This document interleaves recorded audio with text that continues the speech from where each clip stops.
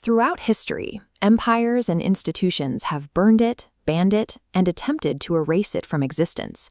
Yet this single volume remains entirely intact. Looking at the data, its scale defies statistical probability. This chart shows a library of 66 books, written across 1,500 years by 40 authors. Despite different backgrounds, they wrote from 3 continents in 3 languages: Hebrew, Aramaic, and Greek. This diversity of time, culture, and language should result in a fragmented collection of ancient opinions. Instead, the individual pieces fit together like an interdependent system. That organization becomes visible when you examine its historical architecture.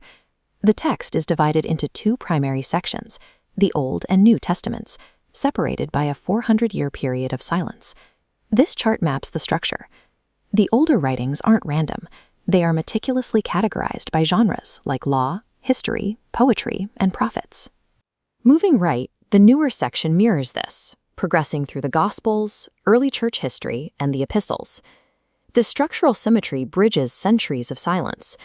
The categories established in the ancient world find their mirrors in the newer accounts, maintaining a single organizational logic across different eras.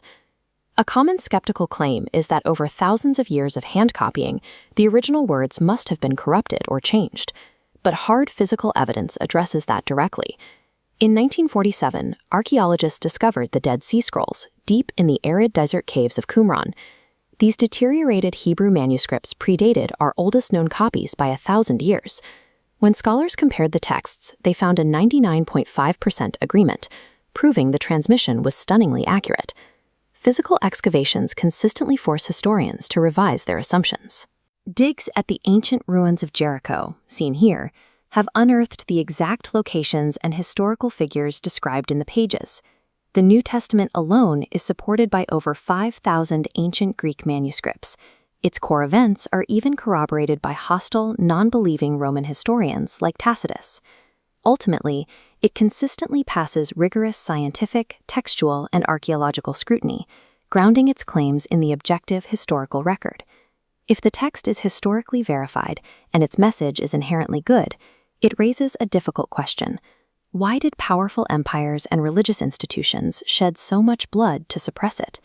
During the 16th century, the ruling powers and the Vatican actively restricted public access to the text.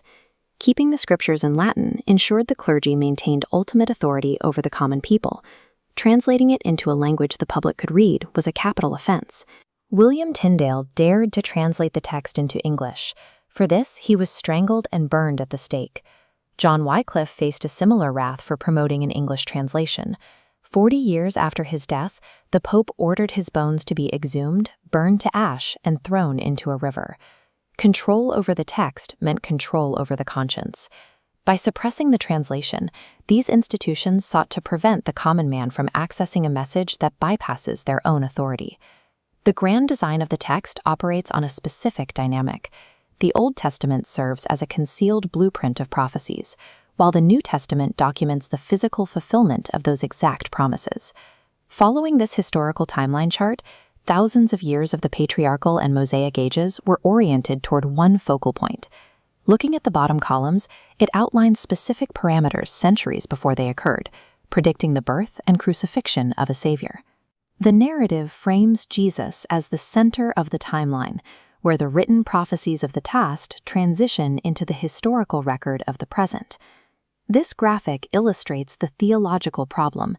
Humanity stands separated from a holy God by a chasm of sin, a gap human religion cannot cross.